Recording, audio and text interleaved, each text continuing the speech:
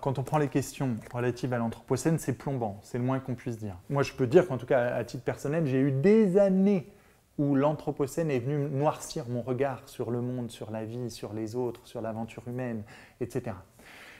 Et puis, il y a quelque chose de vraiment intéressant qui est de prendre la question de l'Anthropocène dans le prolongement de la tradition éducative, de prendre l'Anthropocène comme éducateur, comme enseignant. Alors, qu'est-ce que ça génère?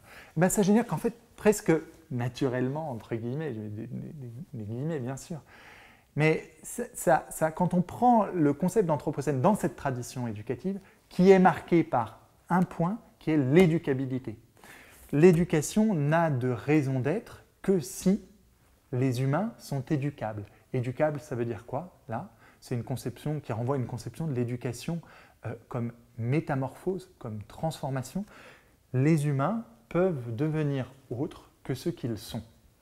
Ceci par l'éducation, par la transmission d'un patrimoine culturel aussi, etc. Et donc, naturellement, entre guillemets, à nouveau, l'éducation nous met dans une dynamique qui est vraiment une dynamique porteuse d'espérance. Et en d'autres termes, quand on prend l'éducation, quand on prend l'Anthropocène dans cette réflexion éducative, eh bien, lutter vaut la peine, penser de façon critique vaut la peine, rêver, espérer, poursuivre des utopies, ça vaut la peine. Et de croire, même si à certains égards, certains savoirs scientifiques viennent nous plomber le moral, de continuer de croire qu'un horizon est possible pour l'aventure humaine parce que l'humain est transformable dans ses racines mêmes. Un des enjeux de l'éducation en Anthropocène, c'est aussi de permettre à l'espace public de regagner du terrain sur l'espace privé. On s'en rend compte que ces dernières décennies, les espaces privés n'ont cessé de devenir toujours de plus en plus conséquents et ils sont venus empiéter sur l'espace public.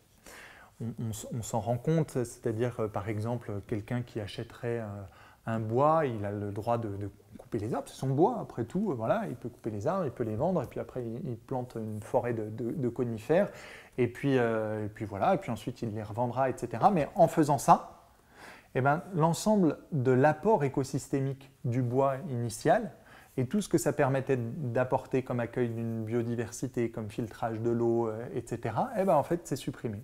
Et d'une certaine façon, ce qui était commun se retrouve être privatisé.